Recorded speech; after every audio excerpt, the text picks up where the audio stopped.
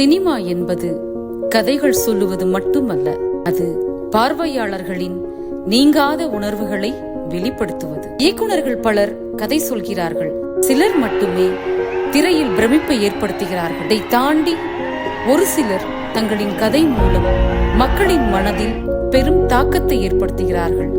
அந்த வரிசையில் உதவி இயக்குனராக இருந்து இணை இயக்குனர், பாடலாசிரியர் என பன்முக தன்மை கொண்டவர் நம்முடைய சிறப்பு விருந்தினர். உண்மையின் வடிவமாக, அயரா உழைப்பின் அடையாளமாக, தன்னம்பிக்கைக்கும் தளராத முயற்சிக்கும் எடுத்துக்காட்டாக, மிகுந்த பணிவுடன் யதார்த்தமாக வாழும் ஒரு உயர்ந்த மனிதர் திரு விஜய் முத்துப்பாண்டியன் அவர்கள்.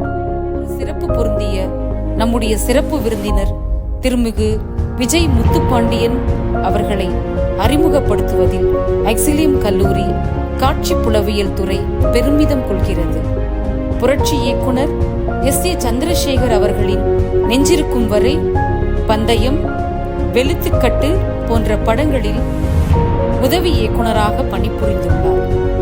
நித்தம் ஒரு வானம் என்ற திரைப்படத்தில் கதை பிரிவில் பங்காற்றியுள்ளார்.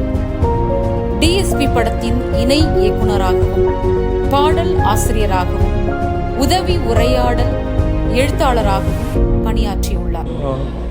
3 லிரிசிஸ்ட் ஒர்க் பண்ணியிருக்காங்க. அதில் ஒருத்தர் ரொம்ப சின்ன ஆள், அதனால் அவரை கடைசியில் வச்சுக்கலாம். ரொம்ப பெரிய ஆள் யாருன்னா இந்த விஜய் முத்துப்பாண்டின்னு ஒருத்தர் இருக்கிறாப்புல.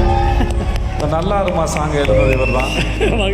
ஆமாம், நல்லா இருமா சாங் என்னுடைய கோட்டேட்டர் விஜய் முத்துப்பாண்டி. அன்றாவும் போலீஸ் அடியை அதெல்லாம் எழுதுனதான். பேசிக்கலாகவே ரொம்ப மாசான ஒரு ஆள் தான். இவர் தான் விஜய் முத்துப்பாண்டி.